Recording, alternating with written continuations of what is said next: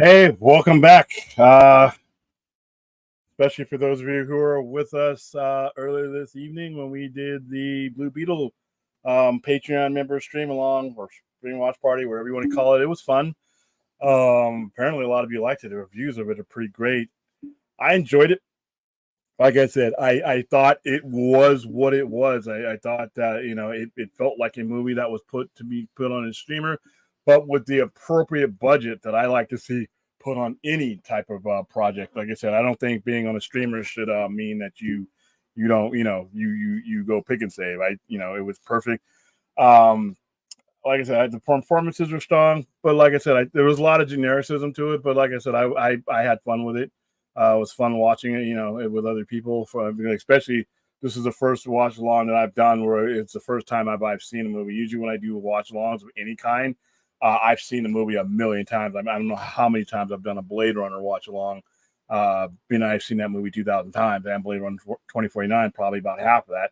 So, but today was something special for me because, like I said, it was the first time I'd seen it. I knew a lot about the movie already, but it was still cool to watch it with other people, and did my best to answer questions as much as possible. But like I said, I was actually watching the movie this time around. So let me go ahead and say hi to the adoring public.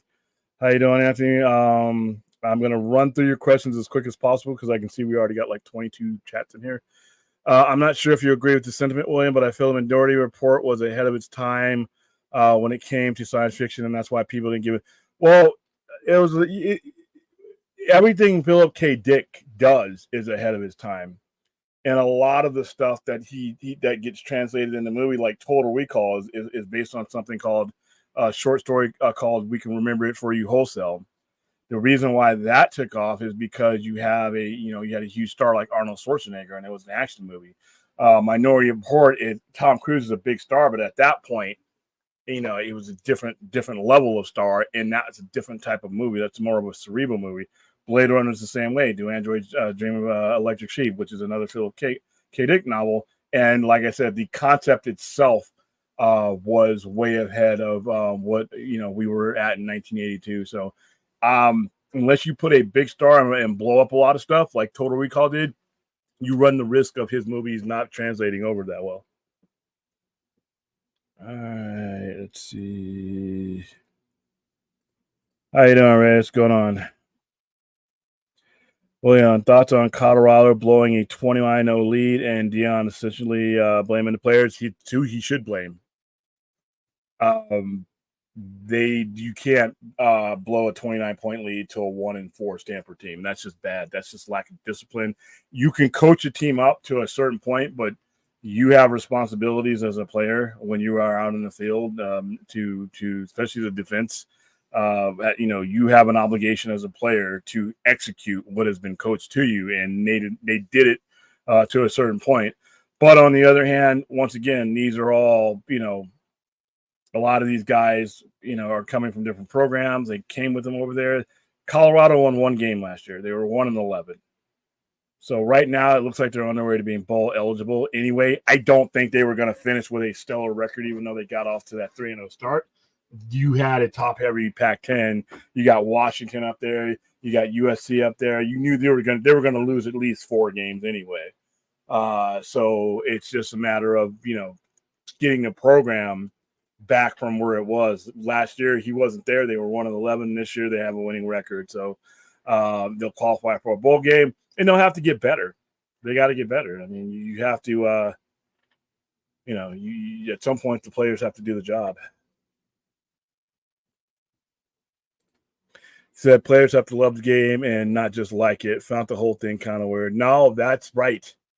You have to love the game, and you have to have enough respect for yourself and your performance not to let a 29-point lead go. You have to really be dedicated to that not happening, and that's what he means. And they just weren't dedicated yesterday. But like I said, it's a growth process. These are kids. Yes, here we go to Duck. How you doing, Larry Kakaritz? Daniel Martin, what's going on?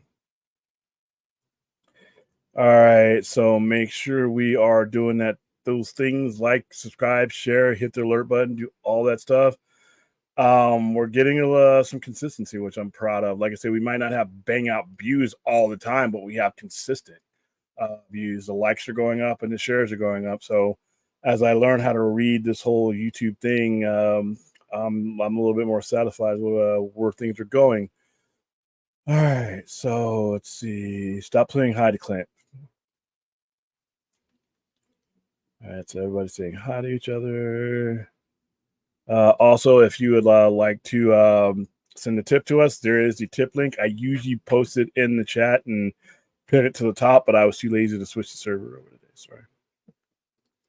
I missed the Blue Beetle stream. Did you enjoy it, William? I'm going to rewatch later. Yeah, I did enjoy it. I thought it was a fun movie, and I wanted to make sure people didn't think that I wasn't going to see Blue Beetle because I thought it was a crap movie. I wasn't going to see Blue Beetle in the theater because I just don't want to invest that much time and effort into DC movies until there's something to be excited about. And this just wasn't that movie. And I don't be honest with you, I don't think Aquaman or any of the first rounds of movies that James Gunn is going to have the effect of getting me all in. I have to see them get something started. And then got to see if I like it, because I'm taking this instead of the thing that I liked. So I have to like it first, and then I have to see that they are committed to following through.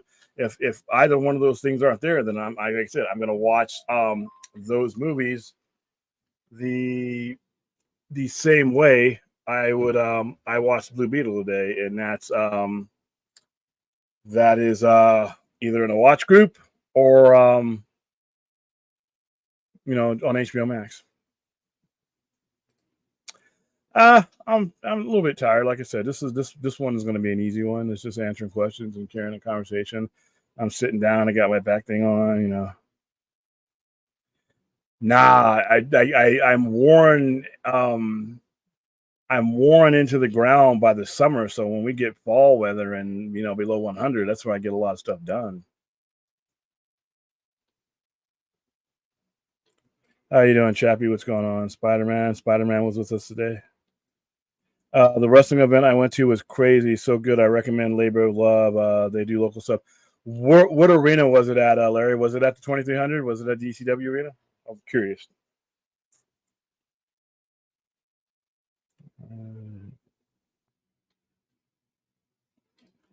Fast William is going to gorge some Sister Kim's, and we won't see him again. Yeah, that is enough food to send you into hibernation, though. So they gave me a lot of food the other day, man. You saw I showed you guys the bag the other day. All right. William is John Stewart. Yeah. Go to green. There you go. Get some red for you. I definitely enjoyed Blue Beetle. They even teared up a little.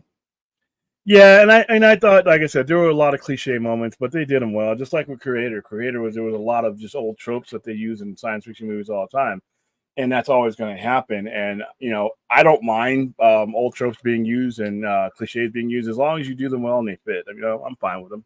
Horror movies do them all the time, and I'm always good with them. Paul Bunyan chopping wood. Yeah, its powers are cool. Like I said, the look and feel reminded me a lot of other things I've seen. But once again, I thought it was was an acceptable film. Yep, I had fun. This is the first watch along where William did lose his dinner. Oh yeah, because it wasn't, like I said, I knew before I hit play on this one that it was going to be better than Howard the Duck. That was easy. Just the opening credits already had it beat there. So.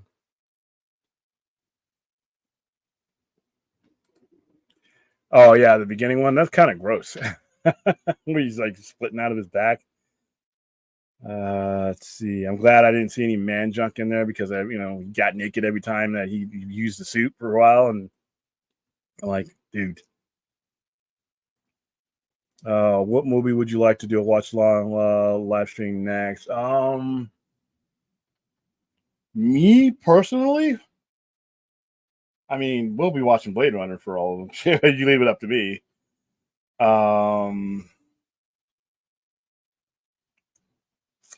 I don't know, but I want to get creative though, because I want to pick a movie that not only are we watching along with, but we are discussing as well. I mean, we couldn't do that today because I hadn't seen the movie, but I want to have a watch party and then like have an add-on at the end of it as a discussion to it. I know somebody bought up a Kurosawa films as we head into that's probably a good idea because as we head into Rebel Moon, I believe, at least personally, that Rebel Moon and a lot of what Zack Snyder has done has been influenced by Kurosawa. So I'd like to maybe do that. I don't know. I don't know. I mean,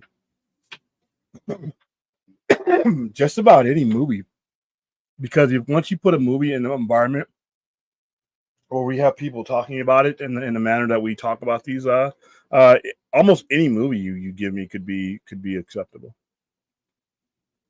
Release the Green Lantern scene, yeah. Like I said, I told you guys, and that's just one more package. That's just one more package that when you release all the Dark Side arc on Blu-ray DVD, I don't care if it's a dye medium or not, but you have the one you restore that Green Lantern scene in there, right? And then you release one with the Green Lantern.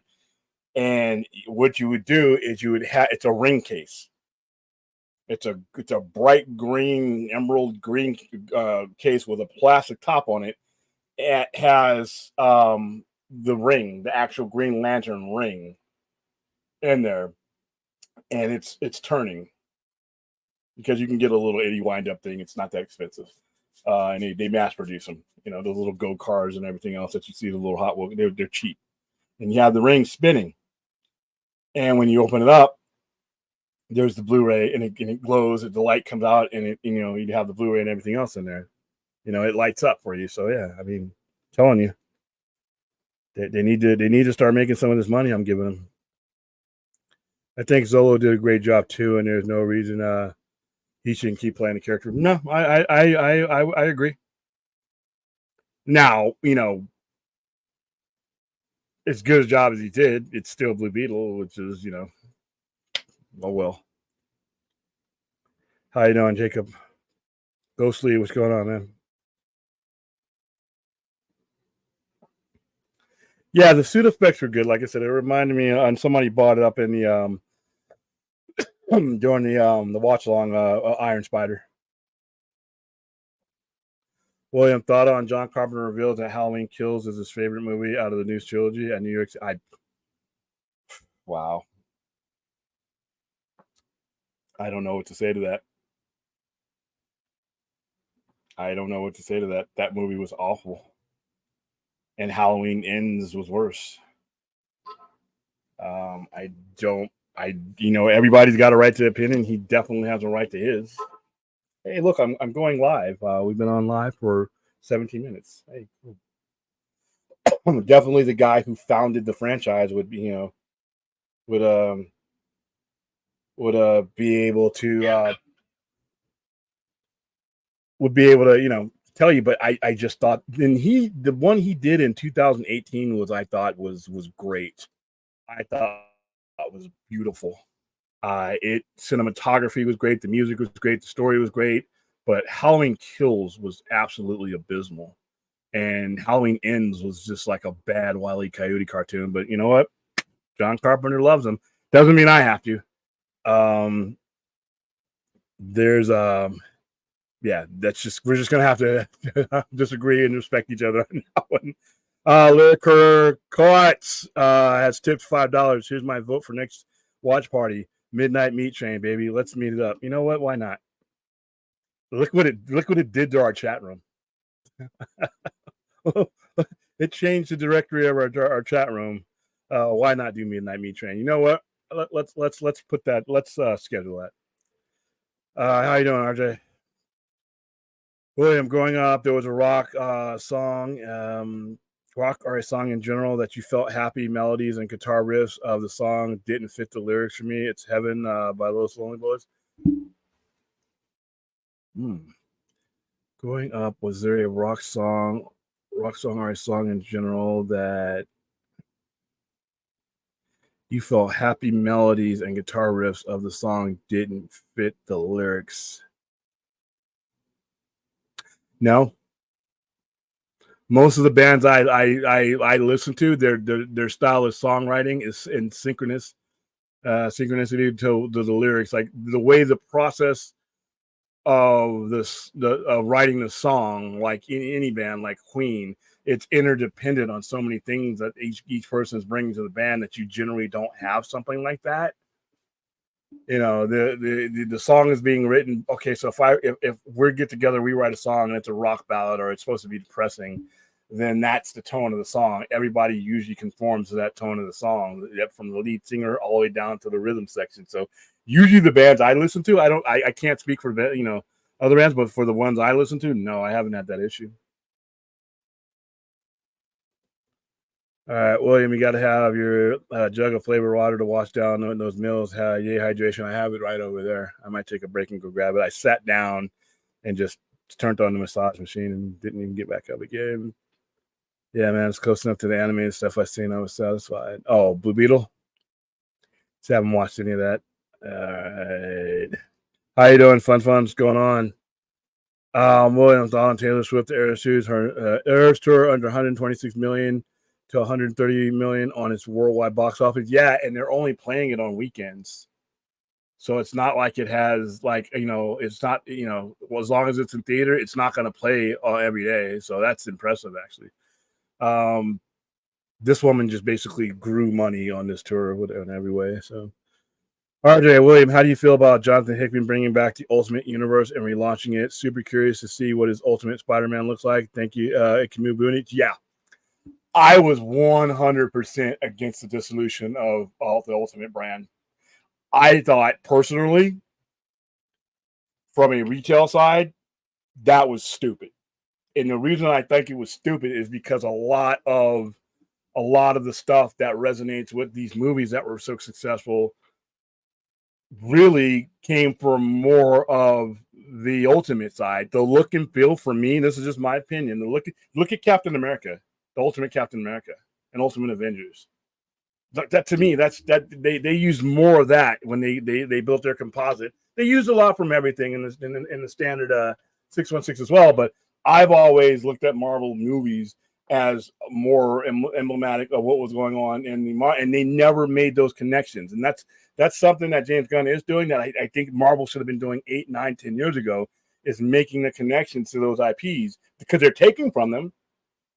Like I said, you look at Captain America in the Ultimate Universe and look at his uniform and Captain America, it's exactly like the same thing. Nick Fury, the Ultimate Nick Fury comes from that Ultimate Universe. So I thought, and the book sold, they would always have their big events like the Ultimate Extinction was great storytelling. And I never thought that they should have done the merger and bought it, after Secret Wars. I was okay, with Miles Morales. You know how I feel about that. But man, the first stories that Miles Morales was dealing with before they merged are some of the best stories. And I don't think they've ever gotten back to that. The Avengers, Shield, everything that was in that universe was a better version of what they'd been doing in their standard 616. So I think it's going to be great. I'm looking forward to that next year, and I'm also looking forward to I'm actually going to open up 2 sections of the store. I'm going to have an Elseworlds section. Literally, it's just going to be the new Elseworlds stuff that they're doing, and I'm going to have all of the Elseworlds stuff, and I'm going to have displays of it. And then on the Marvel side, I'm going to have the Ultimate section, like I had before. I had an Ultimate section, and but like I said, I'm happy. Gives me worms and fuzzies. Okay. Thank you, and thank you for being part of those discussions. And in fact, thank everybody. I mean, Ray has been great too, but RJ, fun, everybody, for bringing their part. The Saturday shows are a little wild. Like I said, I couldn't get to every comment last night, and some of them I did skip over because I was going to drop the link, and I figured everybody, and in fact, next time we do that, I'm going to let you guys know, hey, if I gloss over your question, I'm going to drop the link. That's going to be a regular feature on the Saturday show.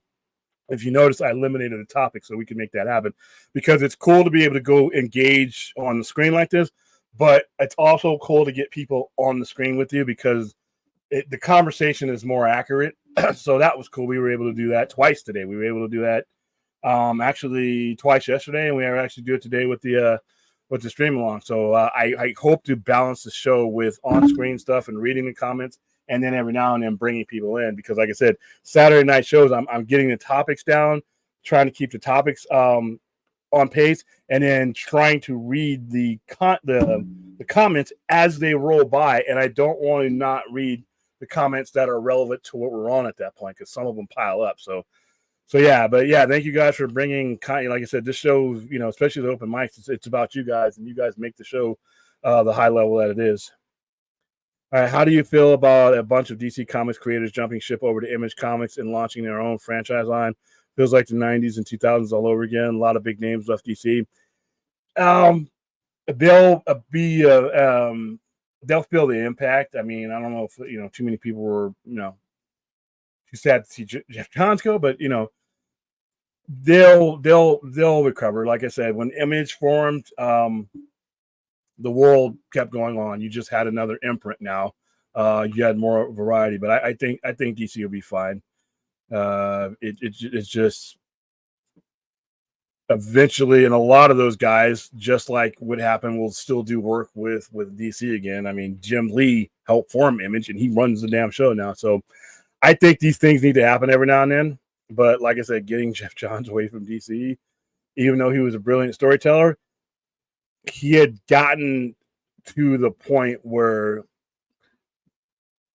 they just let him run wild, and he did a lot of damage. But a lot of these guys are of the mind that they have outgrown the place that they work, and when that happens, it's time to go. You're not doing yourself any favors, and you're not doing DC any favors, if that's how you feel. So, but I think they'll be fine. Jacob McKenzie, William, thought on our Rian Johnson has decided on the premise and setting of Knives Out 3. It's coming along. Obviously couldn't work during the strike, and now it's over. Driving in full force. Congratulations to him. I mean, that's a gold mine for Netflix. And like I said, they paid a crap load of money for that IP, but they've gotten their mileage on it. So I enjoyed the first Knives Out. The other one, it was a little bit all over the place. Yeah, BB was fun. Like I said, I don't know if I would have had as much fun. Like I said, talking to people, and Spider-Man was cracking me up the whole time. So William, because when we watched Minority Report, there was a lot of concepts in the movie that science fiction movies later on took. Now their fans give.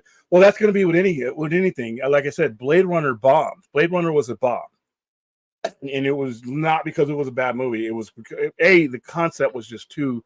I saw it as an 8-year-old, and it blew my mind. And if it hadn't been for the voiceover, I would have not understood or enjoyed the movie. But I knew grown-ass people with degrees that couldn't comprehend what that movie was. It just wasn't time for that movie. And like I said, it's a lot of what Philip K. Dick does. But eventually, if you look at what Blade Runner's influence, Blade Runner had Blade Runner literally, in my opinion, created the cyberpunk genre. You have a lot of heavy influences on anime and animation that Blade Runner has. The Noir style, the future Noir style, that's all Blade Runner. Blade Runner has so many influences throughout movie making that it took 30 to 40 years for people to get. But you know what? Sometimes you just have to make your movie. You have to tell your story, and it always can't be about money. It has to be about prestige. It has to be telling story.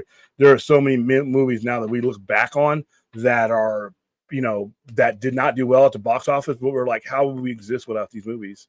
So, like I said, most of Phil K. Dick's stuff will be like that.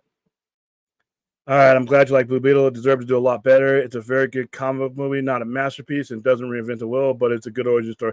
Yeah, it was fun. Like I said, I couldn't take anything. Some of it was too cliche, and some of it was just outright silly. All the high tech that they have, and they're shooting bullets, and they're not smart enough to stop shooting when they realize the bullets aren't doing anything. Maybe you should bring something up. There's little things like that I can pick apart any action movie and find out. But I thought it was fun, and I just wish I weren't at the point where I just don't want to invest more effort than watching it on my TV or my small screen. Maybe in 2026, 2027, 2028. I will be at the point where I jump out of this chair when I hear the letters DC. Right now, it's just I will I have these options to be able to do watch parties and watch it on streaming, and that's what I'm going to do when it comes to DC right now. But I'm open for that to change my mind. I mean, if I see a trailer that just like I see like the Godzilla trailer the other day for Godzilla Legacy of Monsters, both of those trailers have been excellent. Even if I hadn't had the desire to see those shows, and I do, those are the type of trailers that change the game for me. So they might drop a trailer that changes all that for me. But right now, currently, this is where Blue Beetle was for me, and I think it's appropriate. I thought it should have been kept on streaming. I don't think Blue Beetle should have been released in theaters, but that's just me. William, thought on Taylor Swift, Eras Tour. Wow, 2 Taylor Swift questions so far. Eras Tour film carried 70% of the overall North American box office this weekend. Yeah, because there wasn't a lot of heavy hitters out. There's not a lot of blockbusters out right now. A lot of the stuff is being held and stunted, and that's something that you don't need actors for. Hell, you didn't need any writers or anything. It's just you put it out there, and she's a global phenomenon. She was even on Saturday Night Live. Her and Travis Kelce just popping up out of nowhere. William, don't skip my comment. I don't do it on purpose, dude. I'm trying to what I'll probably do is I'll end up adding an admin in the. I have to upgrade this one because I was going to get rid of StreamYards, but I decided that I'm going to use StreamYards and Streamlab, and right now, this is what you're seeing right now is going to go away. As far as us using StreamYards for a solo stream, that's what the Streamlabs are, and I have that pulled up right now. That's what I'm going to do once I get that set up, and then the Streamlabs, I'll especially for Saturday shows. If you notice, I don't skip too many on the on the normal shows like this, the weekly shows or the daily shows, but because of the topics, and the topics are so extensive that I have to jump around, but. When we do those shows, I'll be using StreamYards, and I can add an admin in, and I can tell the admin like we would do before when you had Stellan in. They would just bring up what was appropriate for what was being said at the time. That way, everybody got a fair shake. But if I'm doing it on my own on Saturday, 90% of your comments are probably going to get skipped. Sorry, guys. Fourth side. How did you feel about the NFL game today? I'll see which one you're bringing out. Both Eagles and 49ers lost. I actually watched both of those games. Refs screwed the Niners, and the Bills controversially won on the very end, many calling a missed pass interference call. I saw that. I think that was a pass interference call. I don't know if the Niners did not. I watched the entire Niners game, and the Niners got a lot of calls in their favor. That should have been pass interference, so I don't know if that balanced off. The Eagles lost to the Jets, who I think, even without Aaron Rodgers, are underrated. And I just think that they just needed to be patient with Wilson. And if you look, he's got he's got Aaron Rodgers, literally his Jedi Master there. Trying to rank. I think having a guy like Aaron Rodgers there to bring him down, calm him down. I think that helps. And I think if you've noticed, they've kind of let him loose and let him do a lot more with the offense instead of just being a scared, second year guy. No, it's this place called Worldwide Dojo in the Philly suburbs. Okay, damn, I thought you went to 2200. I was gonna be jealous. William, thought on Exorcist Believer cost $85 million. Worldwide box office on a $30 million budget. That's what Blumhouse does, and that's why you can greenlight his stuff without even knowing how it's going to do, because it's going to make at least. Has there ever been a Blumhouse movie? Somebody in the chat, let me know that lost money. Come to think of it, I don't know if there's been a Blumhouse movie film that's lost money. Usually they double their money. At the very least, they double their money. In this case, they tripled it. So. All right, someone needs to reel in forth from the ocean and get him here. He stormed out the other night. Now William is atrocious, Ray. I sent a tip. Yeah, I got it. I read your. I'm behind, so I'm trying to catch up. All right. Let's see. Oh, more than $1 million. It's immeasurable. William, thought of the creator and $79 million after 3 weeks at the theaters. Budget was $80 million. I guess people don't want to see original ideas. even though they asked for it. That and the fact that it just wasn't promoted very well. And you really couldn't promote it very well given the climate, what's going on. You just couldn't, it didn't have, it had John David Washington and Jim Chan in it, but that's really, you had Allison Janney in it. So you had some names, but they aren't the names that are currently at the top of people's, they're not the Tom Cruises, the Vin Diesels, the, those names right now. But it was a good movie, but that it just didn't get promoted. They didn't promote that movie very well. So, but if it gets within 1 million of its production budget, though, like I said, that's a good PVOD. They're not going to lose money on Creator. So technically, it's not really a bomb because they didn't. Like I said, we were part of the promotion for the Creator, and they did not do a lot. We got some posters, and we got a screening.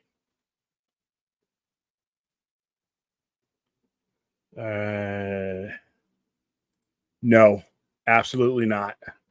Not on a video game, not in the comic books, not in the movie. Blue Beetle, no. Blue Beetle and his little sidekick, no, neither one of them. Watch a horror movie. Yeah, we can do a horror movie. Let's see. You guys are talking to each other. What's going on, Anthony Beltre? William, I have a recommendation. How about Minority Report, like we were talking about earlier? We watch with the panel of people and see if the reception of that movie is different. We could. So that one, Midnight Meat Train. So I'm going to have to start taking that list. William, what's your opinion on Entertainment Weekly predicts that Nolan's Oppenheimer has a shot at breaking the record for most nominated film in a year with Oscars with 15 nominations? I don't know if it'll reach that because there's not a lot of, I don't know. I think 10 or 11 is it's right around where it should get. All right, so you figure it's it getting nominated and getting wins are two different things. So it's going to get nominated, obviously, for Best Movie, Best Director, Best Actor, Best Supporting Actor, Best Supporting Actress with Emily Blunt. So there's 4 right there. Best Screenplay, Best Adapted Screenplay, Best Costume Design, Best Visual Effects, even though the effects were pedestrian, it still got the job done. Best Sound Editing. So it's 9 right there. Did I already say Best Costume Design? That's 10. Best costume, because it's a period movie. Oh, Best Score. Best Score. That's 11.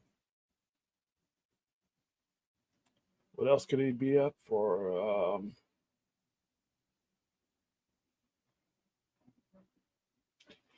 There's no Best Supporting Actress in it. I think would get it.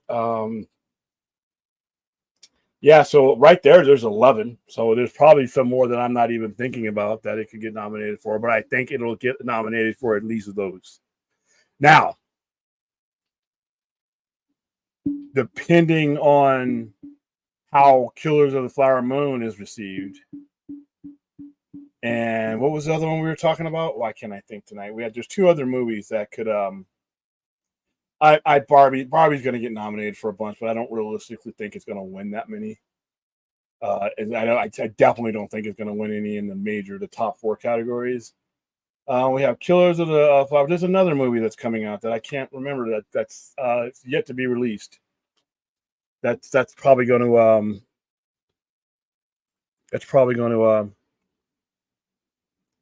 go. Ray Atrocious is the leader of the Red Crown. Oh, okay. I totally missed that. I'm sorry. I think the initial marketing for the Creator didn't reach a lot of people, and the claim for it didn't either. So diminishing returns on those audience funnels. Yeah. And like I said, even with that, you basically broke even in the box office, and now you can get the other markets to bring you past the line. How you doing, Steckup?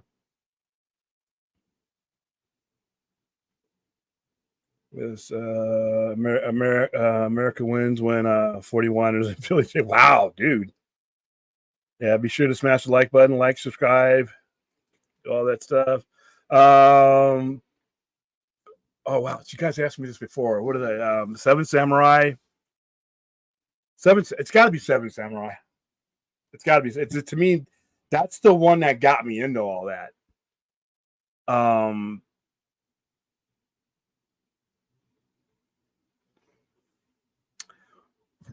I Ran might be his best film, but Seven Samurai is my favorite. I hope that makes sense, but Ran is very much, you know, his end game, but seven for so many reasons, Seven Samurai just because I see it everywhere I look now, and a lot of these types of movies. I see it in Quentin Tarantino's movies. I see it in George Lucas's movies. I see it in Zack Snyder's movies and a lot of other guys, and I think it's one of the most influential films ever made. And a lot of people will never understand the genre, and that's still being influenced. Ran is something you enjoy when you already got an appreciation of his type of cinema. That's just me, but I would say that's his best. Ran is his best, but I'm still gonna go with Seven Samurai. But wow, how long is that? Ran is one of the ones we should do. How long is it?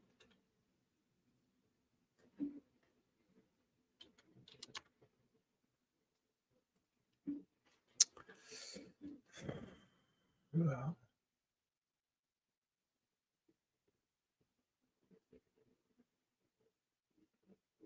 162 minutes.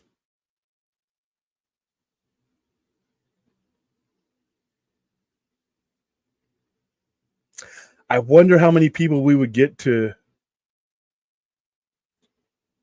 to watch if I did a watch party for that.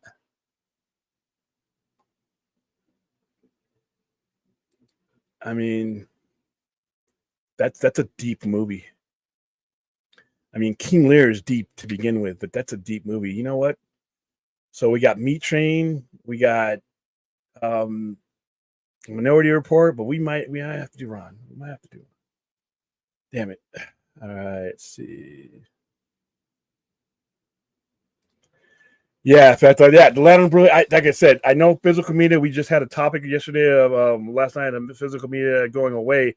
But like I said, things like that you could sell anywhere. You could sell them anywhere, and you wouldn't even have to have like a store or anything. You could sell those on them. You could sell those everywhere, and I think they would do well. Yeah, Spider-Man. I learned a lot about the source materials. Seems like there's a lot of great stories that could create better written and executed films if adapted, if the with the writers more often. Yeah, and Philip K. Dick's, unfortunately, he died young. If we're talking about that, he died young. He died while the Blade Runner was still being made. He was only like 51, 52 years old, and he was always ill. But he found a way, dude. For the guy who lived such a short life, Philip K. Dick did a lot of short stories and a lot of stuff that got transferred over into movies, but he didn't get to live to see most of, in fact, none. He didn't get to live to see any of his movies get adapted. I think he died before Blade Runner was done, or just after, or I think he died before it actually hit the screen. But yeah, so he didn't get a chance to really influence a lot of his movies, unfortunately. Better being subjective, maybe cohesive and original. Follow artfully through the stakes of the audience can grab on and carry. Yeah, but if you Minority Report, it's just a weird movie. It's just a weird concept. I mean, trying future crimes and things like that. And it was another thing. It was there was a moral dilemma too that you had to figure out in that movie. Spider-Man. I am a proponent. Wow, I can't talk. I am a proponent of Kurosawa, Hidden Fortress influence, Star Wars, and Seven Samurai influence, Mag 7, Magnificent 7, Rebel Moon. I like Ron and Cage Musha as well. Wow. We got to do some of them. I mean, we got to do them soon because, like I said, to me, I think this is the time to do it because I like it. Unless I'm misreading everything I've seen from Rebel Moon, I'm looking at Seven Samurai. I'm looking at my 367. I'm seeing that unfold. So I think we need to do. I mean, Seven Samurai would be my choice to do, but man, I just don't know if the shape. I just can't get anybody into Shakespearean adaptations with me. Damn it! Oh, you're gonna make him appear. All right, so Halloween Kills rules evil. Oh my god. Oh my god. I remember when he starts saying that at the bar or that karaoke party or birthday party where they're at, and then the whole bar gets in on him. I'm like, I can't get up and leave because I bought a whole bunch of people with me that I have to survey after we're done. Or I would have, oh my god. And then the ending was just absolutely, oh, movie gives me heartburn just thinking about it. It's actually a great movie, just a ridiculous name. Which movie were we talking about?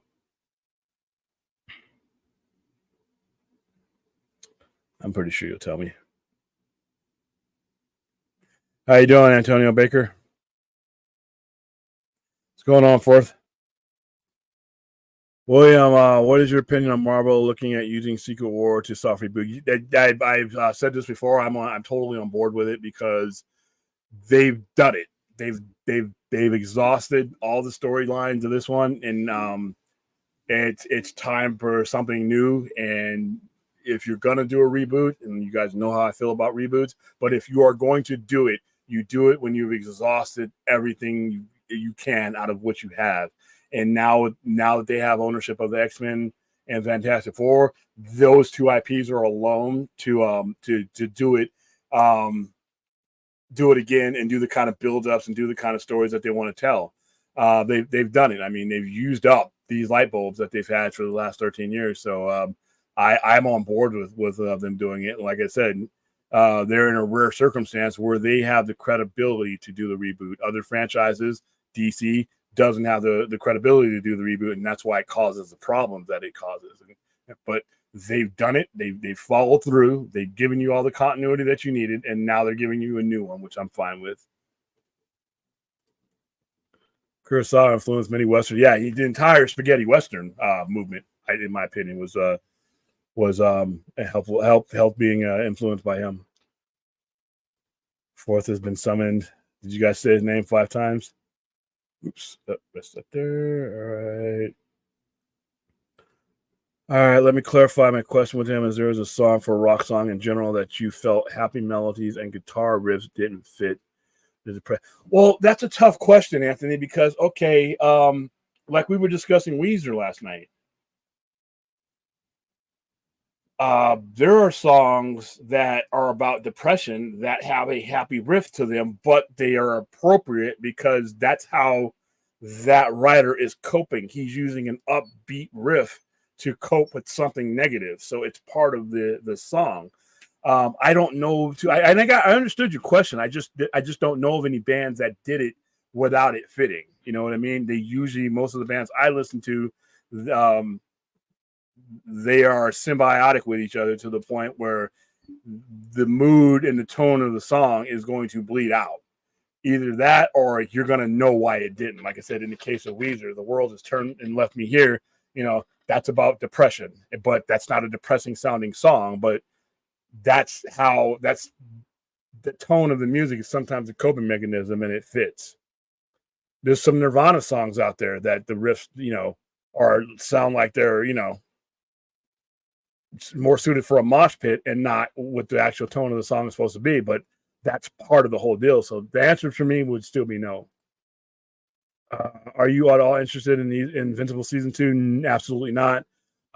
Scott Pilgrim takes off slightly. Both releasing in Denver. When I saw Scott Pilgrim was, I think that's where I first saw Mary Elizabeth Winstead, and the Allison Peely, who later played Star Trek, or she played a doctor in Star Trek. And there's a lot of people in Scott Pilgrim that went on to do. I actually enjoyed Scott Pilgrim. I actually enjoyed Scott Pilgrim. I didn't need another one of them, but if they've kept the whole crew back together, I don't know a lot about the sequel. I'll give it a watch. when it comes to Invincible season 2, I never liked the comic. When I carried the comic, we carried the comic back in 2003 when it came out. I didn't like the art style. The story was somewhat intriguing, but I thought it was overwhelmed by aspects that really, was their go-to. Violence and gore was their go-to, and it's actually worse in the comic. I just didn't feel it. A lot of people love it, but I just never, liked it. And when I saw the series, to their credit, the series, to a certain extent, is almost a mirror of what the comic that I didn't like was. So, I labored through season 1, even though I knew exactly what was going to happen. But I don't know if I'll be around for season 2. W, what's going on? William, thought on Matthew Vaughn will be boot Kick-Ass next year with new characters. It's as brave as the first one, but totally different and more reflective of the times we're in. I'd have to see that. I'd have to see it first. I thought Kick-Ass was one of those once in a generational things that you may not be able to get more lightning in a bottle. Taylor's going to save the theater along with Beyonce. Yeah, I mean, hey, this might be the new trend. This might be how they make. They're going to have to make money somehow, because not only are we dealing with strikes, but we're dealing with studios that are going to want to get their product to their own domains as soon as possible, and that's going to hurt the theaters eventually. Let's see. John Carpenter doesn't even care for the Halloween trilogy. He said to himself, as long as he's getting paychecks, I'm good. You know what? I thought he was more identifiable with that first. I love the first one that they released in 2018, but those last two were just really bad movies. Very fun. All right. Oh yeah, I'm excited about the Ultimate Marvel coming back. Jonathan Hickman, Sweden's there. Yeah, I like Jonathan Hickman. I mean, a lot of people, to me, when I hear it at the store, it's 50-50. I like a guy like that, who takes risk. Not everything is going to work out, but what he did with X-Men was a huge risk, and what he's always done historically has been a huge risk. And this right here, the Ultimate, is perfect for him. Again, perfect for him. Like I said, I never thought that imprint should have gone away for a lot of different reasons. Ends is the best story, but I wish it wasn't wasted on Michael Myers. Yeah, if you take the fact that it's not a Halloween movie, it's just it's a serial killer movie. Might have been a lot better, received. John Carpenter sounds like quite the plebe. He's getting up there. You know what? I mean, what is he, 80? I mean, he's done it all. He's just, prop him up at the conventions and let him do his thing. Oh, wow. RJ, Ultimate Spider-Man back in the 2000s by Bendis truly captured major public attention. That book has many. Yeah, Bendis and Mark Bagley. Oh my goodness, the stakes were different because it was a different universe and a different imprint. You could do things there that you would not be able to do in the standard 616, and it was beautiful. They told stories. They killed Spider-Man, sort of.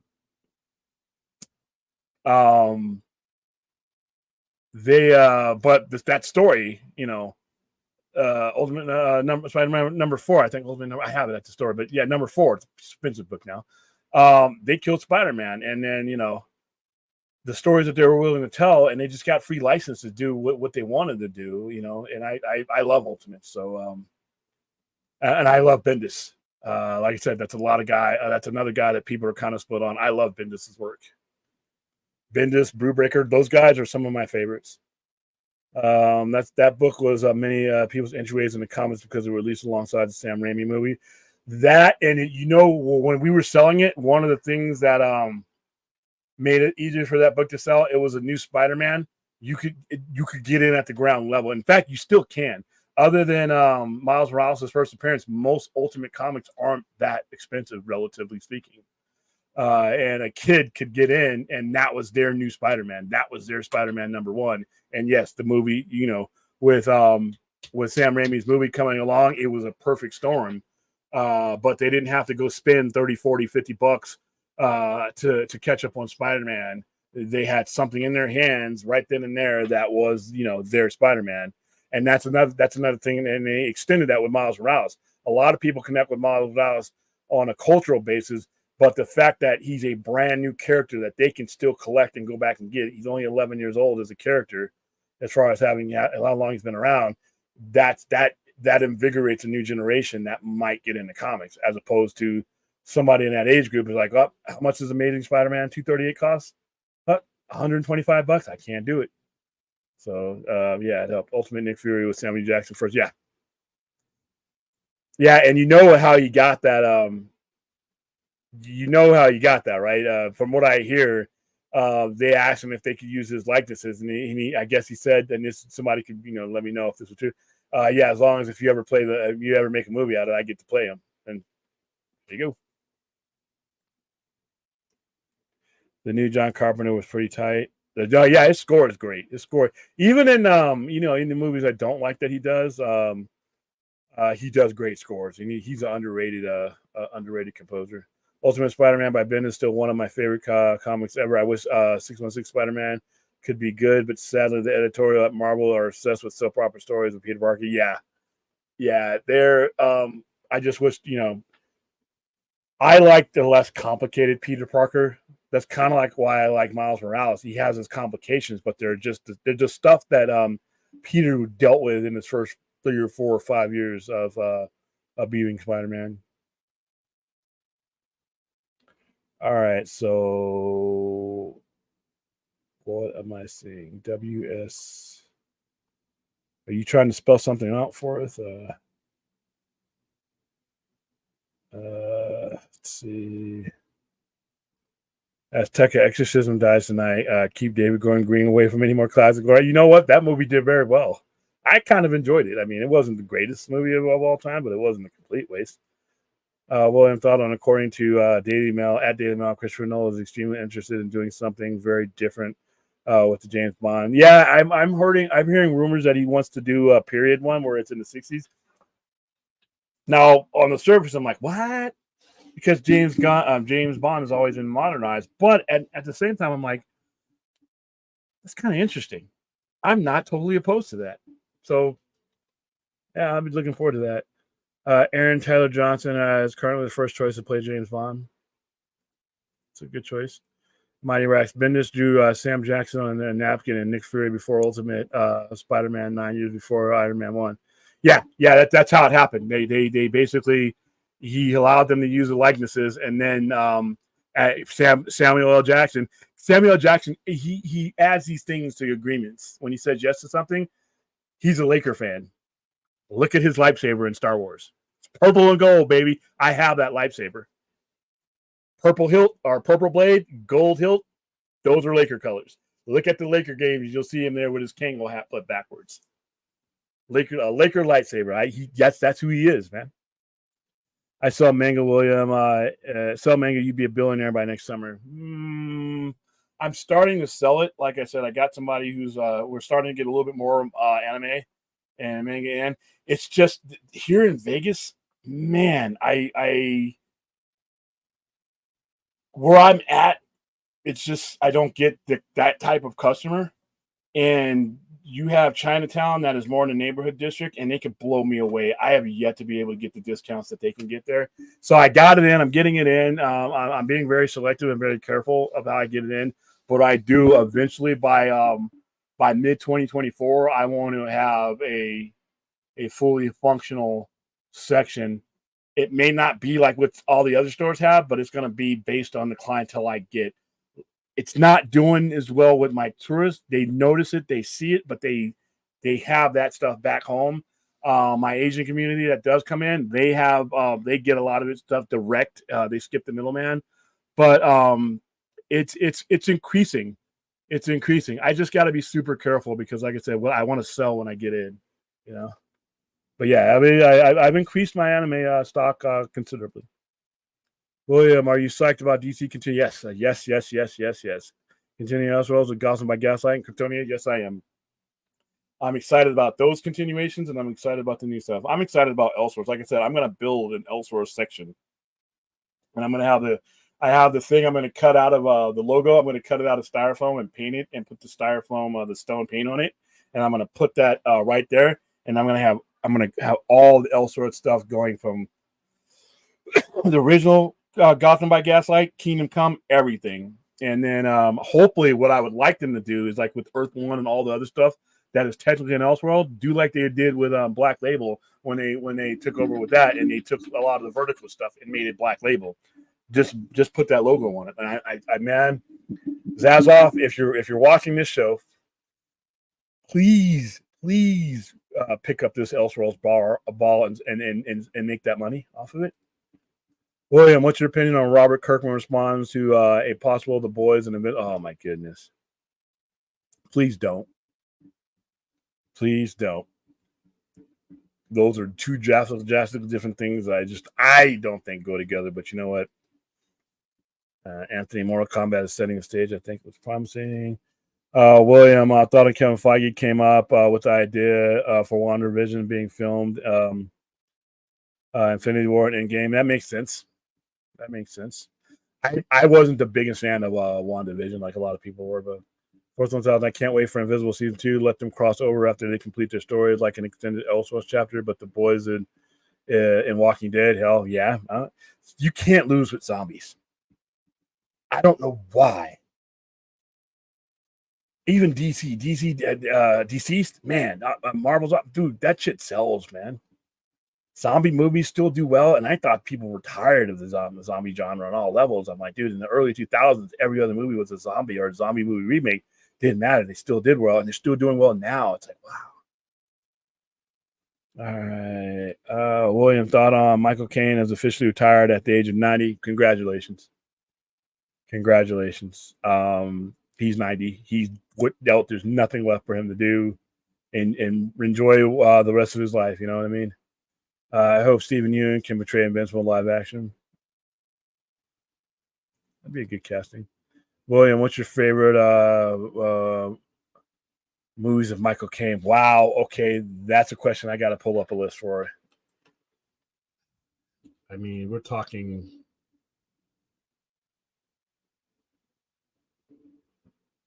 Hold on. Because most of you guys, he's kind of a guy I grew up with watching. He was already old then, but I like Hannah and her sisters, but you know. All right, so let's do.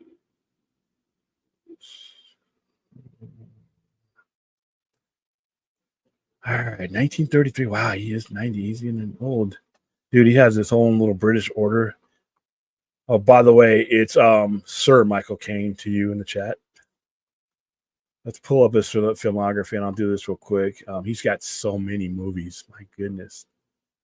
Oh my goodness, this guy's got like 40 movies. All right, so let's look down here, and a lot of his older stuff I wasn't into. Hannah and His Sisters was the first movie I saw of him. I had that was a Woody Allen movie, and that was I remember my teacher, Mr. Rose, in 1987 for a summer school class bought this in for us to see, and I actually liked it. And that's where I started liking a lot of Woody Allen stuff. And I never thought I would. I never thought I would watch another, and I ended up watching just about every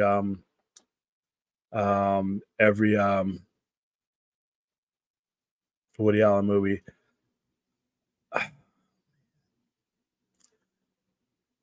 Dressed to Kill is a De Palma movie, but that's not him at his best. I'm gonna go ahead and say Hannah and her sisters. That's where I'll put that one up. There's a lot to choose from. He has 1, 2, 3, 4, 5, 6, 7, 8, 9, 10, 11, 12, 13, 14, 15. This guy says like 50 movies. Good grief. So Hannah and her sisters. And he actually, I think he won an Academy Award for that one. When does the new Boys season drop? Gen V was forgettable. Wow.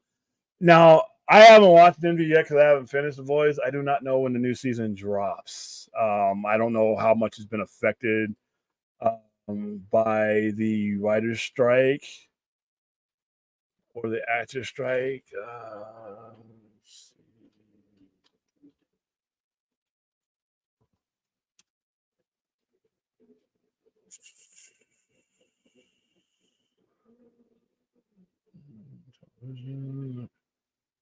All right, season.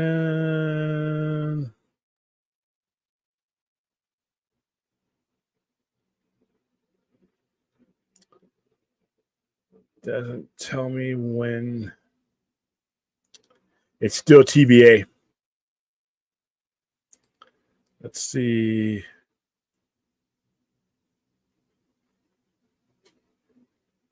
Yeah, The Boys, Eric Kripke confirmed season 4 finale filming underway. So yeah, I don't have a better answer for that one. Josh Forrest, since it's paid for his house. he also, you know what? When it comes to Michael Caine, he's also been in some really bad movies too. There's a lot on that list that were bad movies. Let's see. I still have to watch Invincible. Been hearing nothing but good things from everyone. Just watched the first episode of Jim B. Not bad. Spider-Man 2 releases this Friday. That game is going to sell so many copies and so many PlayStation 5s. Spider-Man is always the top of the world. Yeah, and Sony just is handled that game and that game franchise well. I mean, you know, I'm not a gamer, and I know about it. I've been sent the trailers for it, and we'll probably be promoting it. One of the companies, 360, that we do promotions for, wants to promote that, so I might be giving away some of those on the air. Don't quote me yet because they haven't made their decision final, but yeah. William, did you know that Spider-Man's all-black suit design was a fan submission in 1982? Marvel purchased the design from Rudy Schuler for only $220, $700 in today for inflation. I heard about that. I never really looked into it. I always thought Jim Shooter came up with it. That's the but yeah, $700. I got a good deal. Yeah, I mean, they got a lot of mileage out of that. It's all about Batman. Gen V is pretty cool, and when they're sure pushing the envelope, you know what scene I'm talking about. Do you think Monarch Legacy of the Monster Show with Kurt Russell and Godzilla could get more people interested in Apple TV? Yes. That streaming service is made in content, but not many people are watching. Well, with Apple TV, and it's the same thing with Amazon, it's not their top priority. Apple TV exists so that you are in the Apple family. They want you buying their programming. They want you buying their computers. They want you buying their phones. They want you buying their technology. And you know, them getting you in, they're copying the Amazon model because they're both retailers. So I think that a lot of people that are part of Apple, because you get it, like, you know, my sister, I think, got it for free with her phone. I'm pretty sure. Actually, no, not my sister. Somebody in my circle get it. You know, you got it free with it. So it's the same thing with DirecTV and AT&T owned, you know, Warner Brothers. That was one of the main things they were concerned about. They wanted to exploit their technology. So I don't know how to really measure how many people are watching it versus overall customers that they have, because how do you know? Does Amazon count the viewers of their stuff, or do they count the overall customers that are using Prime? Because Prime Videos is just another service. But to answer your question, yeah, I think so, because Godzilla is a brand name, and we're gonna watch that show live because I got Apple TV. DC will hire new talent. Well, yeah, and every comic book. Listen, there's a lot of up and coming writers right now that are out there that are not signed to major companies that are working indie, you know, doing indie comics and things like that. There's also a lot of books that get canceled and stuff, so that you don't need as many writers. But I mean, the world will continue to turn. It's the same thing if it happened to Marvel. I mean, you'll get other people that will come, you know, that will come work for you, because for everybody that you see, you know, published, there's a bunch of people that are fighting, clawing, begging, and stealing to get published. So the pipeline's going to always be there. Weren't most of the movies based on Philip K. Dick's movies commercial failures, but now cult classics like Blade Runner, Minority Report, Next, The Adjustment Bureau, and Scanner Darkly? Yep, every single one of them. Every single one of them. Monarch looks great. Good to see Godzilla get a little bit serious treatment out back into it. GVK and Skull Island, King of the Monsters were just trash. I enjoyed GVK. I love Skull Island. King of the Monsters, it wasn't that good. Nothing like Godzilla 2014 went from Nolan to Roland Emmerich, but yeah, and These two trailers for I cannot wait to do watch parties for that. The two trailers for Monarch are great, and like I said, -1 that'll be dropping here pretty soon because I think what King of the Monsters is or not King of the Monsters, Monarch is what November 17th, and then December 2nd is -1. So like I said, this is gonna be a good Godzilla wrap up to the year. Did you like the Rocket Cheer movie? Should it be? No, I liked it, but I don't think it should be a streaming series. I don't think there's enough following for the Rocketeer. I like the movie though. The movie came out 33 years ago. Jeez, almost 34 years ago. How you doing, Aaron? My favorite Australian. What's going on? How come you didn't come on to the open mic we had last night? I want to hear my favorite Australian accent. I am surprised that they haven't been a documentary of the people versus Kathleen Kennedy. Nah, she still has a lot of respect in those circles. Aaron Rodgers was out there throwing the football for fun on the field and just had apparently there's a possibility that this cat could be back by the end of the season because the surgery that they performed on him was experimental and it does not take the recovery time. He should not have been out there. I saw that. I'm like, what? You just had surgery, fool. And he didn't. He could possibly be back. And if he is, that could revolutionize the torn ACL and MCL game right there, man. That's to me, that's kind of cool because so many times when you tear your ACL, you're done. You're done for that season and you're done for a lot of the next season. So I hope it works out. Dark Skies. Do Dark Skies lose money for Blumhouse? Okay, yeah, because I was asking the question. If Blumhouse's any of Blumhouse's movies lost money because I couldn't think of one, but Dark Skies. Dark Skies 23. Oh, wow, that's a while back.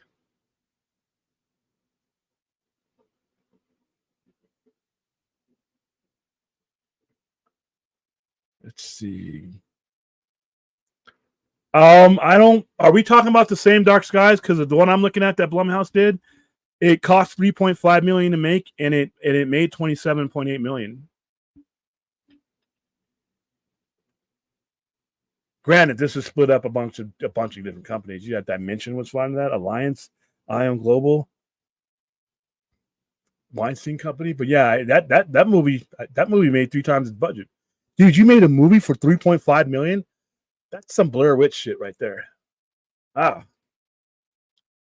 I couldn't name Blumhouse movie that lost money off the top of my head, which says a lot about their business. I don't think any of them have. Let's look at them. All right. Let's look at. Oh wow, the very first one that they did was Hysterical Blindness. That was for HBO Films, so that doesn't count. Griffin and Phoenix.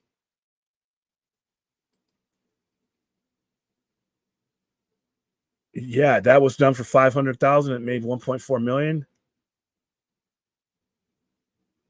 Paranormal Activity. Oh my goodness, that shit cost him $215,000, and he made $194 million. Yeah, Borth. I don't think there's any. If somebody finds one, send me the link. I don't think there's any one that they've done. They've just managed that very well. Jacob William, what's your thoughts on Sony Spider-Man Universe will be part of the MCU canon and Fantastic Four? And we've talked about that at length. I've had RJ on. We've talked about that. I don't think Sony's Spider-Man will be. I don't think Sony's Spider-Man will be. And if that's my opinion. If it is, like I've always said, whoever in Sony makes that decision needs to be when I get my my packages from Amazon, that guy who made that decision, he needs to be the one that's driving that truck. Whoever makes the decision to give control over Sony's Spider-Man, we're talking Miles Morales. We might as well just put that out there. To give control over that and percentage of money over to that needs to be, like I said before, not only needs to be fired, that person who fires him needs to pick up the phone and call all of his other producer buddies to let them know, don't hire this guy. he doesn't have it all upstairs. So that's what I think. Now, Fantastic Four and X-Men, fine. And they like I said, they have, you know, by the time this happens, we're talking down the line. I don't know where they're going to be with Spider-Man at that point, too. They may do their own Spider-Man for themselves, to be honest with you. So when does Secret Wars supposed to come out? What, 2027, 2020? I mean, let's look. Because I don't know how many more Holland films we're going to get, but it all depends on where. Let's see. I don't even know. Because I remember we had that timeline.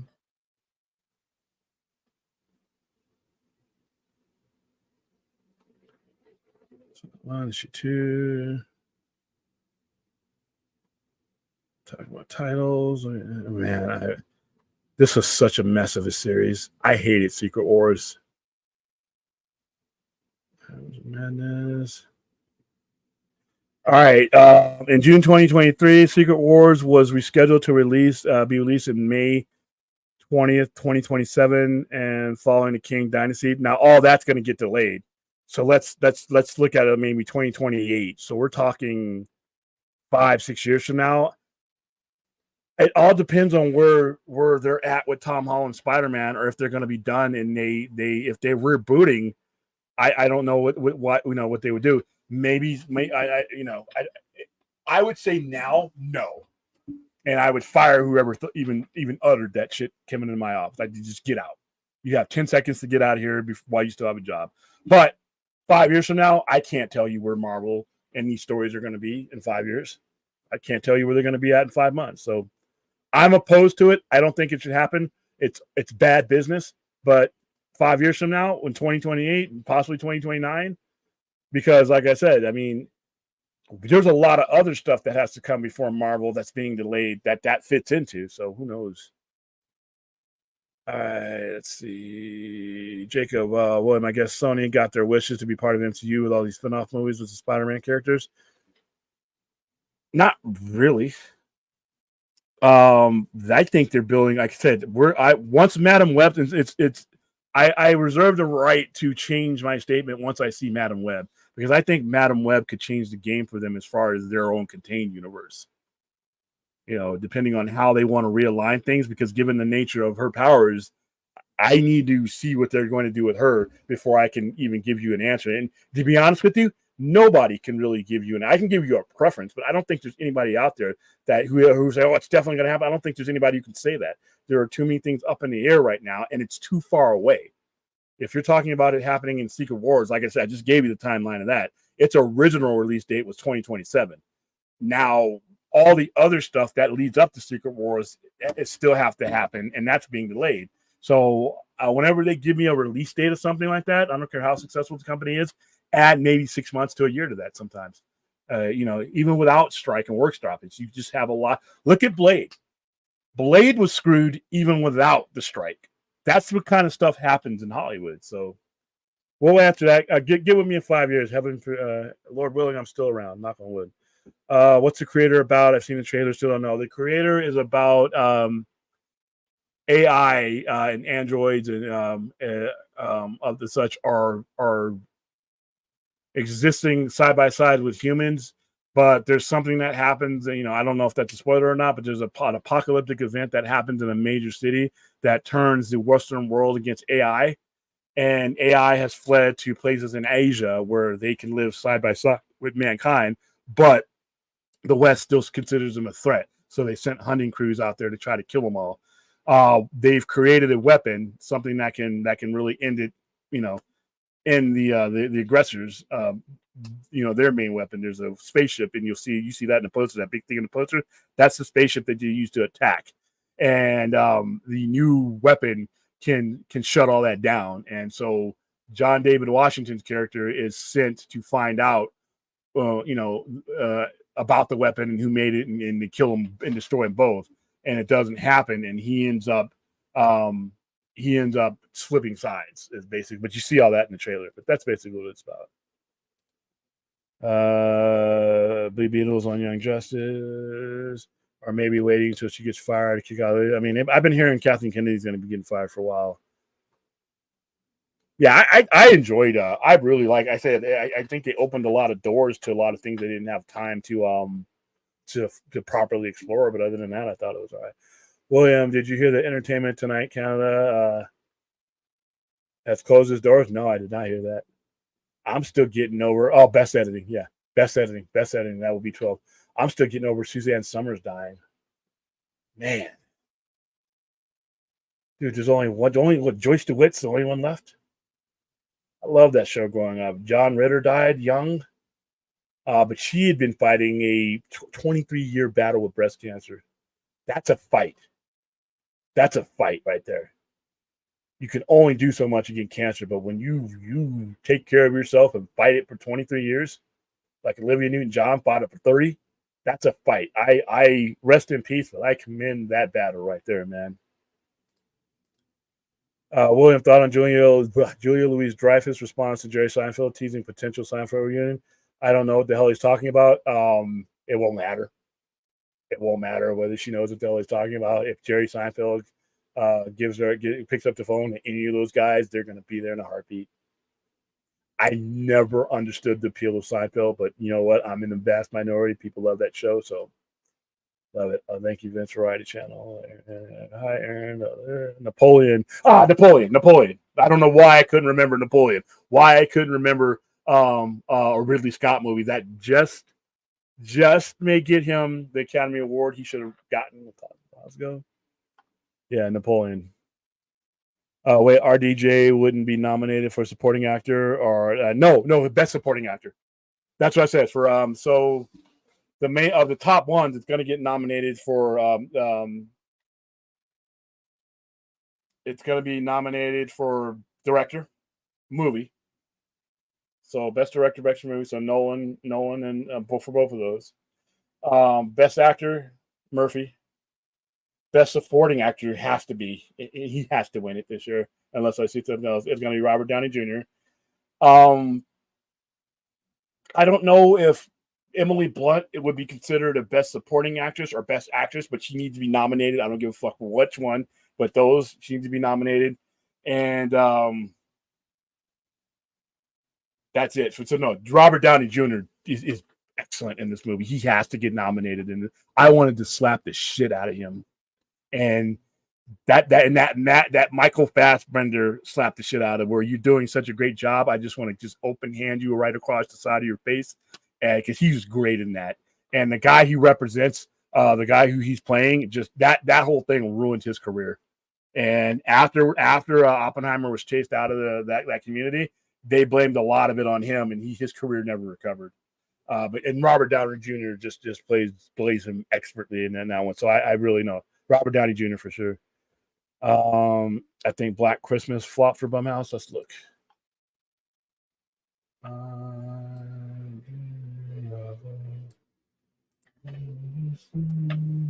I like Black Christmas too. I don't know why I'm humming White Christmas though.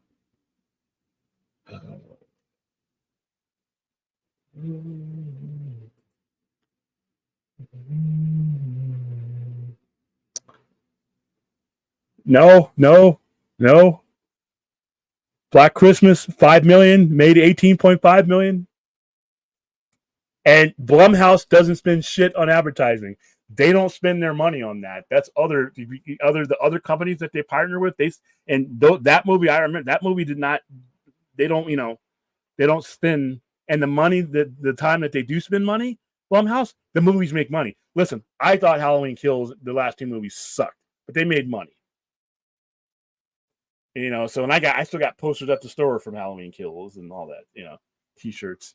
But yeah, keep trying. I'm not meaning to be flippant. I really don't think they've made a movie that has lost money, and that's to me the fact that we're having a search it's a track record that definitely is impressive.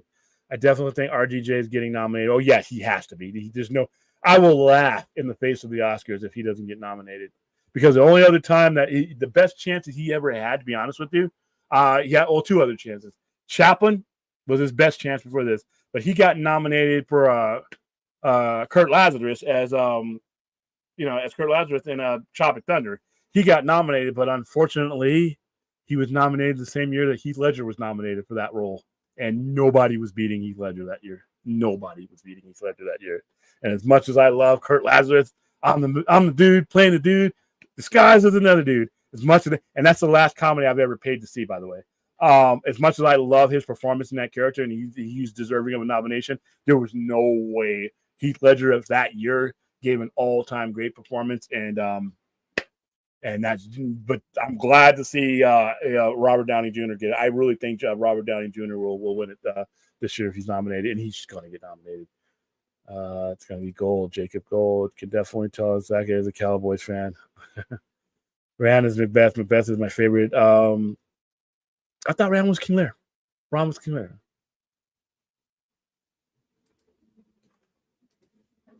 It's been a while, guys.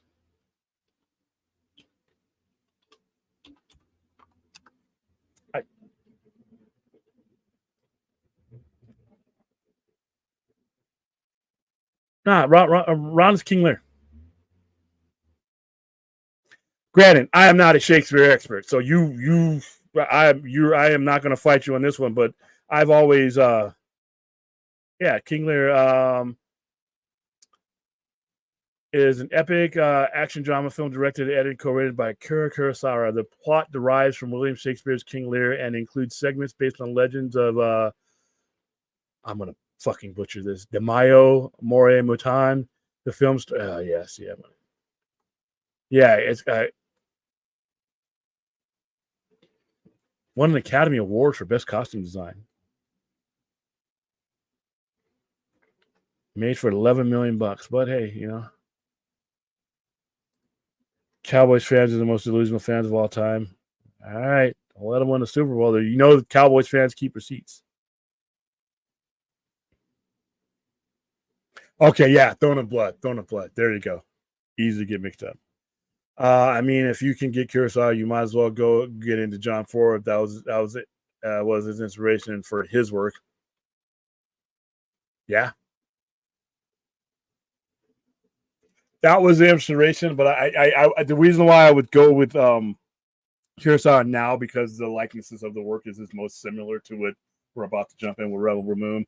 But I mean, John Ford's considered one of the greatest directors of all time. So I mean, we wouldn't harm our stream by bringing him on. That's for sure.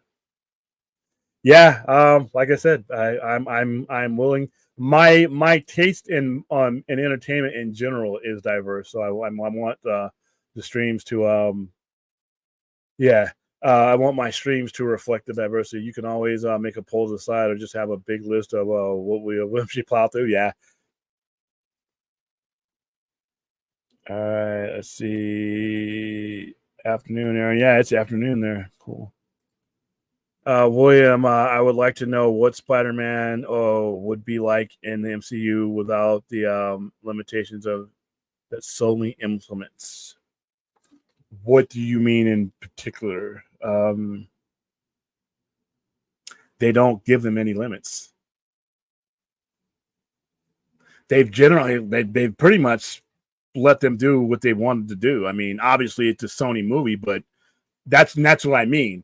I think it's got to get to a point where you own the character. You should be telling your own stories with them if you want to, and I think they should. But yeah, they don't. Do me a favor, Anthony. Clarify what limitations you're speaking of, because I've always got the feeling that Feige could do whatever he wants to with that, and that they work together on those things. Because if I were Sony and I saw Iron Boy Jr., I'd be pissed. But obviously they gave him the control to do it. Looper is underestimated. Not many folks like it, and that's another avant-garde concept too. That's just another one of those. It's cerebral. William, have you seen Enemy directed by? Yes. It's with Jake Gyllenhaal, and it's about him finding and meeting his doppelganger. If you haven't, I say we put that on the list. Wow, that's your favorite Denis Villeneuve? Okay. All right, hold on, because we're how I forget shit. So let's get this list going here.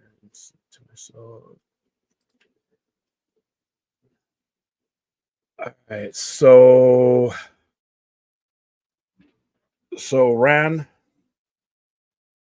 Rand's deep though. We might only get like 3 people watching that. I don't know if I would love if we did one in people, but it's a tough one, and Shakespeare is always tough. Minority Report.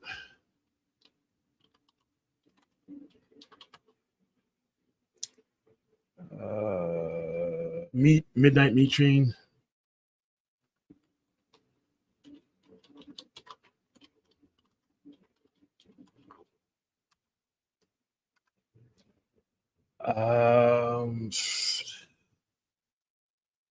So that's 4 right there, and Enemy. Also be Passengers too. But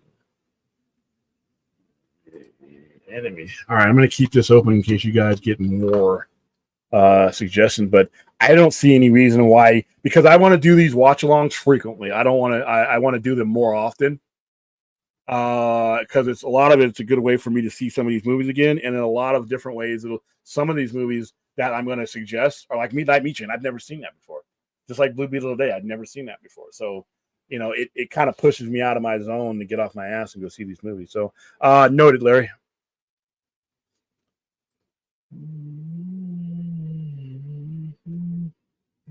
All right, let's see. All right, I'd be down to watch a Chris Howard film. Yeah, one of them's on the list. Yeah, man, damn.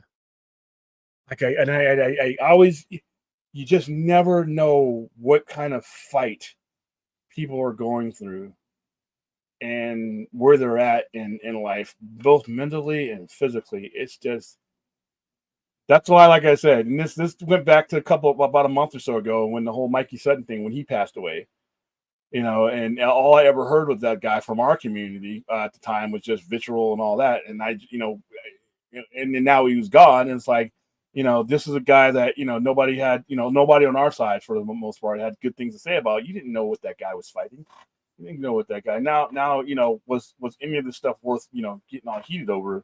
And even today, man, I mean, we're watching all the stuff go around in the world and we just forget this shit is so fragile.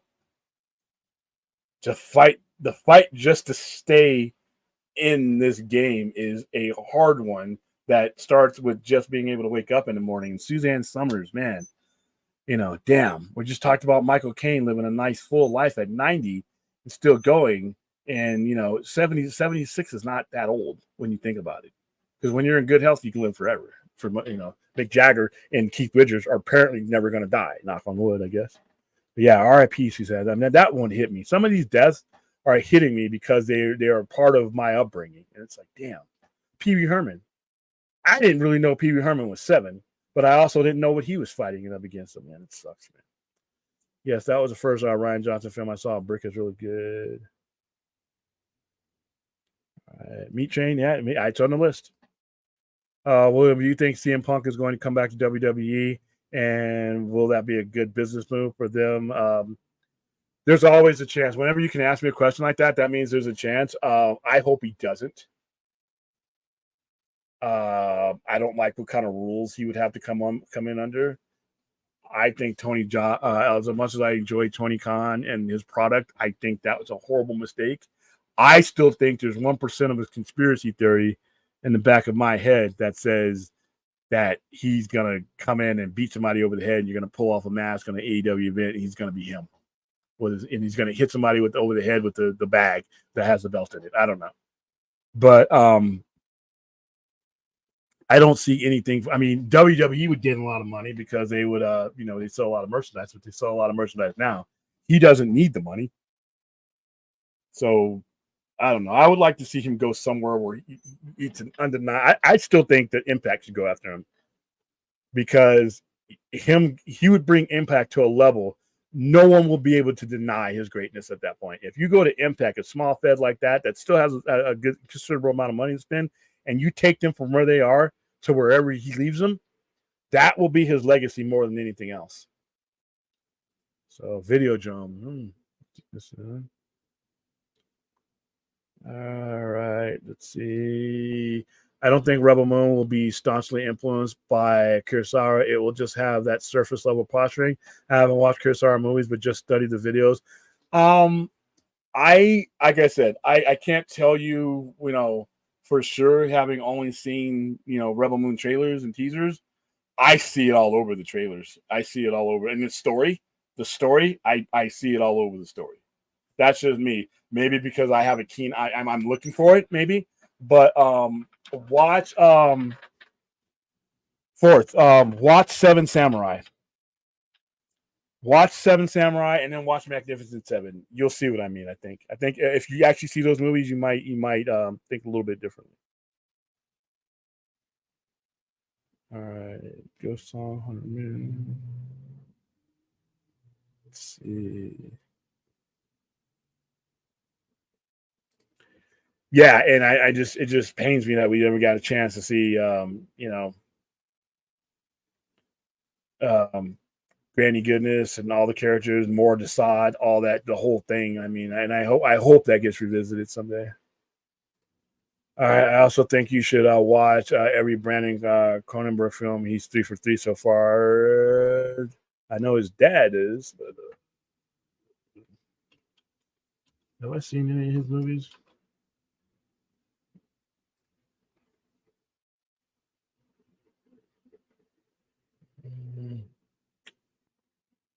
There you go. The antiviral, Possessor, and Infinity Pool. Definitely in my genre. Dude, he's 43 already? David Cronenberg is still one of the creepiest people to ever see act. It's hilarious. But yeah. Okay, cool. I will take that under advisement.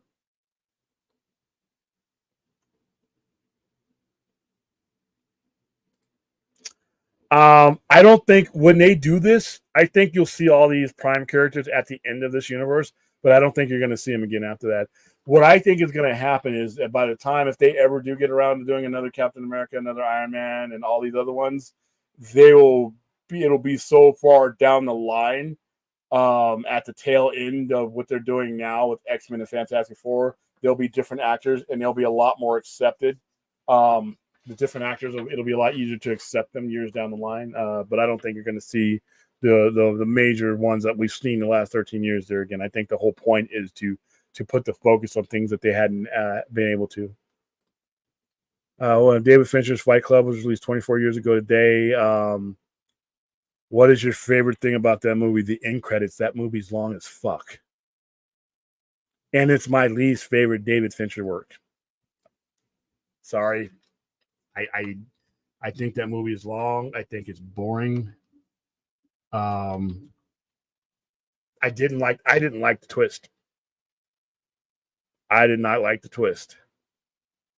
He's made. Let's look at the stuff that David Fincher's done. I mean, man, obviously, he's done some great shit, but he's also done some other shit. Actually, no, I'm sorry. Fight Club is not my least favorite. Alien 3, his first film, was my least favorite, but I give him a pass on that because that was his first directorial. But Gone Girl is great. Mank, The Social Network was great. Zodiac was bullshit, but it was great. Seven is, to me, is epitome. But he also did something which I think is the greatest thing that Netflix ever did, and that's Mindhunter. And man, now if we ever rewatch series, Mindhunter needs to be one of the top ones. All right, let's see. Jump down.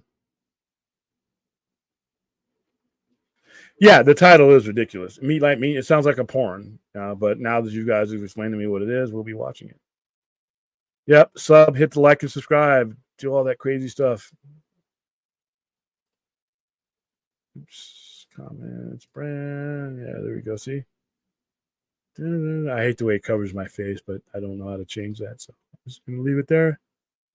All right, Big Rich. Do you think Discovery is going to sell Warner Brothers and DC? If so, should they be sold separately? Because it seems like all the problems come from Warner Brothers, not DC. Yeah, you are right on that last part. But to answer your first part, no, because if you were, once you take DC, you out of Warner Brothers, you you decrease the value so much that it's, whatever entity is left over is not really going to be worth the purchasing price. So it's almost, with those IPs, you would almost have to sell them as one. I mean, even more so than their library, because the library is limited potential that you've already made money on. There's potential money that you can make off of their IPs, other IPs, and comic book IPs that it would decrease the value. It would, in my opinion, it would gut the value of the company. I wouldn't want to buy a company, separated like that. Just put it under better ownership. The problem is it's with Warner Brothers, especially the last 15, 20 years, it's bad ownership that's put in place, bad managers. But there's a time in 70s and 80s where they were doing fine, where you couldn't miss with Warner Brothers, DC, and they've been together since 1968. So I would say keep the entity as whole, because the value of the company would tremendously decrease. But I understand what you're saying as far as like DC has not been the problem. Warner Brothers is, but that just means you need better ownership and better management at Warner Brothers. Okay, let's skip down. All right, let's see.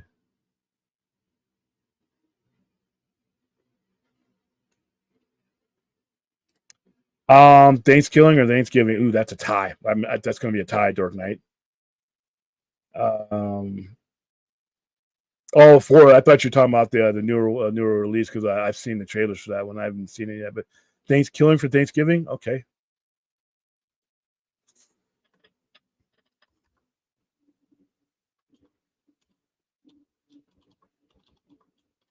All right. No, it's not a typo. That's the way it's spelled, guys. Yeah, autocorrect. All right. Wow. How did I get way down here?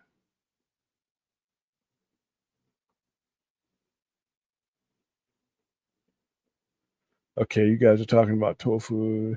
Yeah, Emily Blunt's got it. She's top tier.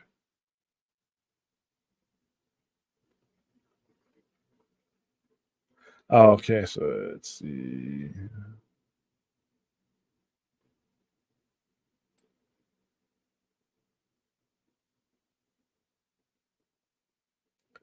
What's the weirdest food I ever ate? What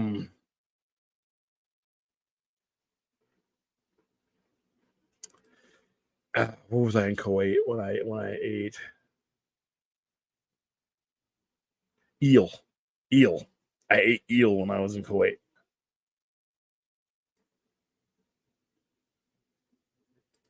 Did the hunt lose money?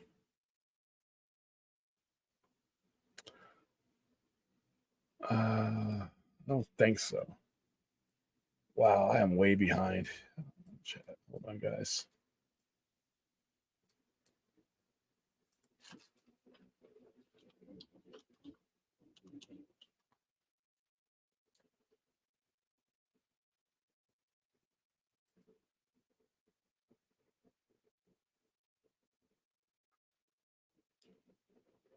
Nope. I don't think it did. Hold on.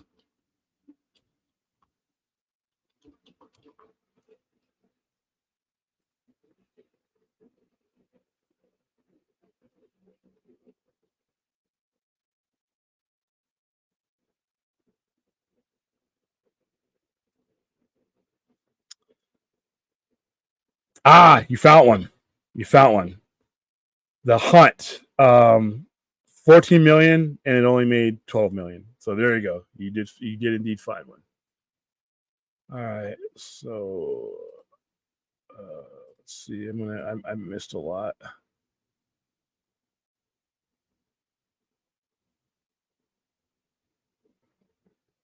Oh my goodness. Okay, so let's see. Now something's wrong with the chat. The chat is not. It's up. Wow, it just up. It just gave me all the chats at once right now that I had been missing.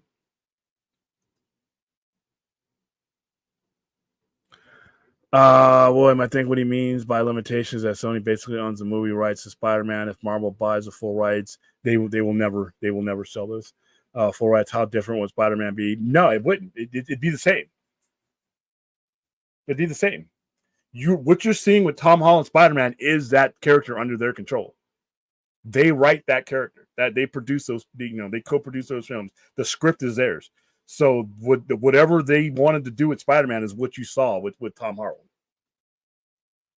All right. Oh, Heat was another one. Let me hide this down.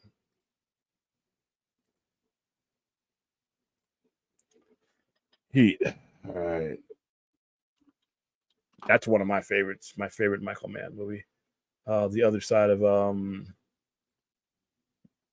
another movie we probably should watch is Manhunter. All right.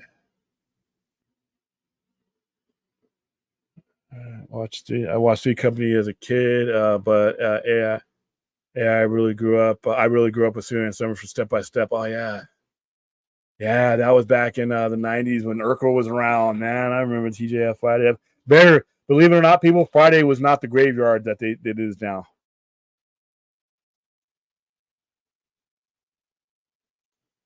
Yeah, I just couldn't. Like I said, I'm a Fincher fan, but that movie was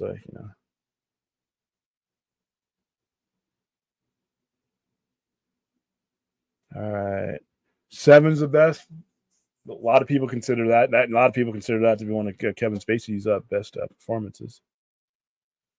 Fight Club was bigger than the twist. I like the story about the consumer hypocrisy. Fight Club and The Matrix are basically the same story. Terrorist groups looking to free people's minds. And to do so must go to the source. Like I said, I just bored the shit out of me. Yeah, it was weird. It had a weird texture to it, man. It was weird. It wasn't what I was expecting. I don't even know how I can describe the texture of it, but the way they had it all laid out was kind of cool. The spread that they gave us was kind of cool. Yeah, well, you guys love eel. Over half of the chat is food talk. I know. I'm looking at that right now. Recipes and stuff. Beef jerky. So I'm going to speed down to Urkel was awesome, especially in the episode where him and Stefan watched the places he was playing two characters and played the other. Yeah, Jamil. I guess I missed my chat, but community post vote could be great for these movies and which order they should be played in. That's actually a good idea. I think I'm going to add these to those. Benicio del Toro Star Wars could have been greater if his character was used more often. Yeah, there's a lot of stuff that happened during that. When they brought in all those people for the sequels that just really didn't they didn't fulfill anything with. All right, so yeah, food serial killer. Yeah, she'll take you in all kinds of places. All right, guys, that is about it for me. I'm going to go get something to eat. I actually have salmon that my mom made me, and I'm going to tear that up right now, and I'm going to relax for the rest of my day and watch football highlights. Once again, I hope you enjoyed I gave you a lot of content this weekend. I gave you my usual hour and a half on Friday. I gave you 5 hours yesterday and 2 hours today. Actually, no, 3 hours. They've given me like 9 hours in 2 days, so you're probably sick of seeing me right now, so I'm going to give you a break from me. I don't know if I'm going to be on tomorrow or not. I probably will if I have the time and energy, but I got rehearsals and stuff going on for Tuesday and Wednesday, so I will continue to do it as long as I have energy to do it and it doesn't disrupt anything. So, like I said, I can run my store and do it today. We had customers all in and out the stream today, and I was able to take care of them. So, a big thank you to everybody who tuned in to the 9 hours of content that we put out over the week. And a big thank you to those who will be watching it later on replays, all of them. I'm pretty sure a lot of you guys will be watching that at a decent hour. So it's been fun. Thank you for the input. I will take all that input into account. And to wrap things up,